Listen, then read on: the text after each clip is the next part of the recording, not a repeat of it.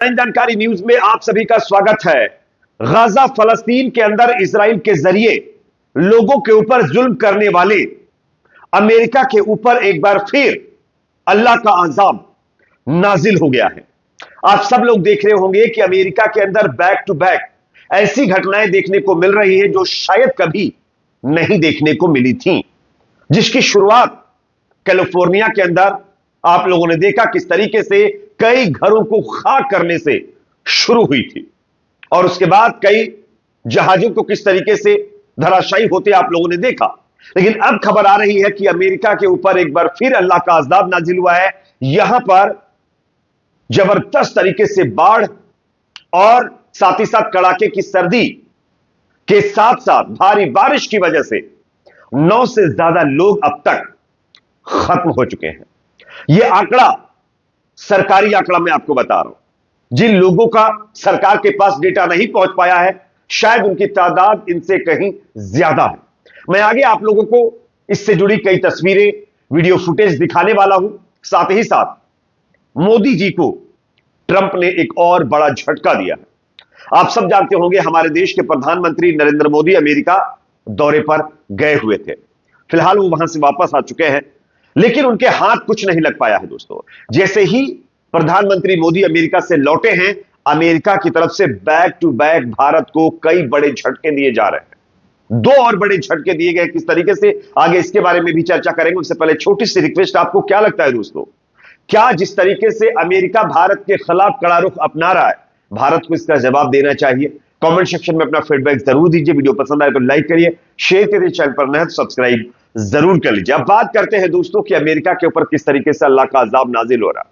वैसे आप लोगों ने कई बार मेरे मुंह से ही कहते हुए सुना होगा कि जुल्म की जो उम्र होती है ना, वो बहुत कम होती है।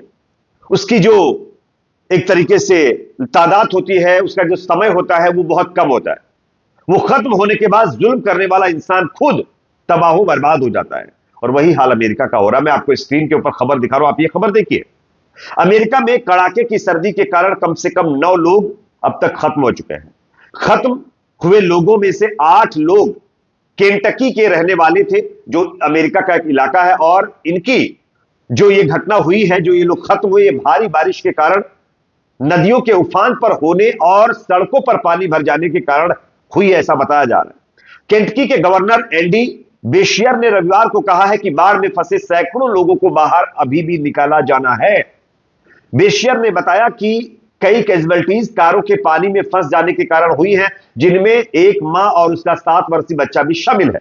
उन्होंने बताया कि इसलिए दोस्तों अभी सड़कों पर ना निकले, सुरक्षित रहें। बेशियर ने कहा, यह खोज और बचाव का चरण है तथा मुझे उन सभी केंटकी के लोगों पर बहुत गर्व है जो अपनी जान जोखिम में डालकर काम कर रहे हैं। केंटकी जो कि अमेरिका का एक हिस्सा है, और यहां पर भारी बारिश के बाद नदियां उफान पर हैं, सड़कों पर पानी भर चुका है और बारिश रुकने का नाम नहीं ले रही है, और सर्दी भी कड़ाके की चल रही है। और इसी के चलते ये कहीं ना कहीं अजाब अमेरिका के ऊपर नाजिल होता हुआ दिखाई दे रहा है। आप सब लोग जानते हैं अमेरिका वही मुल्क है जिसने कई देशों के लोगों का जीना हराम कर रखा है, और आज उसका खुद का जीना किस तरीके से हराम हो रहा है, ये आप लोग देख सकते हैं। इसलिए कहते हैं कि जुल्म उतना ही इंसान को करना चाहिए जितना वो बर्दाश्त कर सके। वैसे जुल्म करने की जरूरत ही नहीं किसी के ऊपर है, क्योंकि जुल्म करने वाला इंसान कभी सुखी नहीं रह सकता, उसको भी भुगतना पड़ता है। और ये आप देख सकते हैं गाजा के लोगों की हाय अमेरिका के ऊपर लग रही है। कभी कैलिफोर्निया जैसा इलाका पूरी तरीके से खाक हो रहा है, कभी प्लेन जो कई करोड़ रुपए के बने हुए हैं वो पत्तों की तरह धराशायी हो जा रहे हैं, और अब आप देख सकते हैं कड़ाके की सर्दी, बारिश, और उसके बाद नदियों में आई बाढ़ की वजह से अमेरिका के कई इलाके इसकी जद में आ चुके हैं। एक और बड़ी खबर दोस्तों सामने आ रही है। मोदी जी अमेरिकी दौरे पर गए, लेकिन दोस्तों उनके हाथ कुछ नहीं लग पाया है सिवाय मायूसी के। आप सब जानते हैं प्रधानमंत्री मोदी के अमेरिका से लौटने के बाद अमेरिका ने अपने मंसूबे दिखा दिए। मैं आपको स्क्रीन पर खबर दिखाना चाहता हूं, आप ये खबर देखिए। सबसे बड़ा झटका, ट्रंप ने भारत की रोक दी $21 मिलियन की मदद।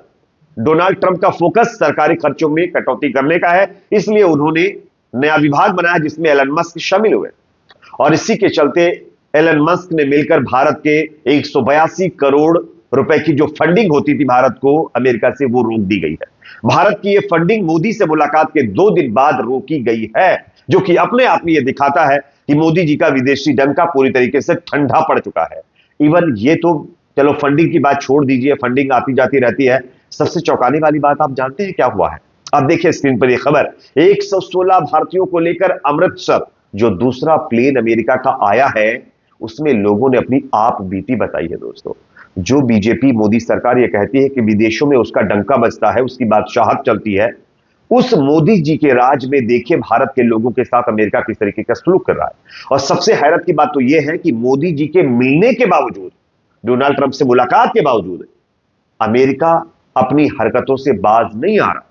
भारत के लोगों को जो दूसरे विमान में अमेरिका ने भेजा है, उन सभी के हाथों में हथकड़ियां, पैरों में बेड़ियां डालकर उनको भेजा गया है। लगभग 30 घंटे से ज्यादा का सफर उन्होंने हाथों में बेड़ियां, मतलब हथकड़ियां और पैरों में बेड़ियां डालकर बिताया है। यह अपने आप में दिखाता है कि इस तरीके से लोगों के साथ अमेरिका वही सलूक कर रहा है जो मोदी जी के जाने से पहले कर रहा था। यानी मोदी जी की यात्रा का कोई असर अमेरिका के ऊपर नहीं पड़ रहा है। दूसरे जहाज में भारतीयों को हथकड़ी और जंजीरों से बांधकर लाया गया है। मैं आपको इसका सबूत दिखाना चाहता हूं, एक बयान आप लोग सुनिए। इसमें इसी प्लेन में वापस आए एक अमेरिकी मतलब जहाज के व्यक्ति ने क्या आप बीती सुनाई, जरा सुनिए, उसके बाद इसकी चर्चा करते हैं। मेरा नाम सौरभ है जी, मैं पिंड चांदीवाल ਦਾ ਰਹਿਣ ਵਾਲਾ। ਤਾਂ ਕਦੋਂ ਤੁਸੀਂ ਅਮਰੀਕਾ ਗਏ ਸੀ? ਮੈਂ 27 ਜਨਵਰੀ ਨੂੰ ਇੰਟਰ ਬਾਰਡਰ ਕ੍ਰੋਸ ਕੀਤਾ ਹੈ ਅਮਰੀਕਾ ਦਾ। ਕਿਵੇਂ ਤੁਸੀਂ ਉੱਥੇ ਫੜੇ ਗਏ, ਕਿਵੇਂ ਤੁਹਾਨੂੰ ਰਿਪੋਰਟ ਕੀਤਾ, ਕੀ ਗੱਲ ਹੋਈ? ਜਿੱਦਾਂ ਹੀ ਅਸੀਂ ਬਾਰਡਰ ਕ੍ਰੋਸ ਕੀਤਾ, ਪਹਾੜੀ ਇਲਾਕਾ ਸੀਗਾ, 2-3 ਦਿਨ ਲੱਗੇ, 2-3 ਘੰਟੇ ਸੋਰੀ ਲੱਗੇ। ਅਸੀਂ ਜਿੱਦਾਂ ਹੀ ਰੋਡ ਤੇ ਚੜੇ ਉਦਾਂ ਹੀ ਪੁਲਿਸ ਆ ਗਈ, ਉਹਨਾਂ ਨੇ ਸਾਨੂੰ ਫੜ ਲਿਆ ਤੇ ਫੜ ਕੇ ਸਾਨੂੰ ਚੌਂਕੀ ਲੈ ਗਏ। ਉੱਥੇ 2-3 ਘੰਟੇ ਰੋਕਿਆ, ਉਸ ਤੋਂ ਬਾਅਦ ਸਾਨੂੰ ਕੈਂਪ 'ਚ ਲੈ ਗਏ। ਉੱਥੇ ਸਾਡੀ ਕੋਈ ਕਾਰਵਾਈ ਨਹੀਂ ਹੋਈ। ਉਹਨਾਂ ਲੈ ਕੇ ਫਿੰਗਰ ਕਰਾਏ, ਫੋਟੋ ਕੀਤੇ ਐਂਡ ਸਿਗਨੇਚਰ ਹੋਏ। ਉਸ ਤੋਂ ਬਾਅਦ ਸਾਨੂੰ ਕੈਂਪ 'ਚ ਸੁੱਟਤਾ।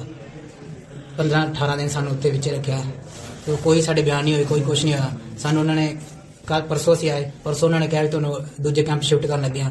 ਤੇ ਸਾਨੂੰ ਜਦੋਂ ਫਲਾਈਟ 'ਚ ਬਹਿ ਗਏ ਉਦੋਂ ਉਹਨਾਂ ਨੇ ਸਾਨੂੰ ਕਿਹਾ ਵੀ ਤੁਹਾਨੂੰ ਇੰਡੀਆ ਵਾਪਸ ਭੇਜਣ ਲੱਗੇ ਆ।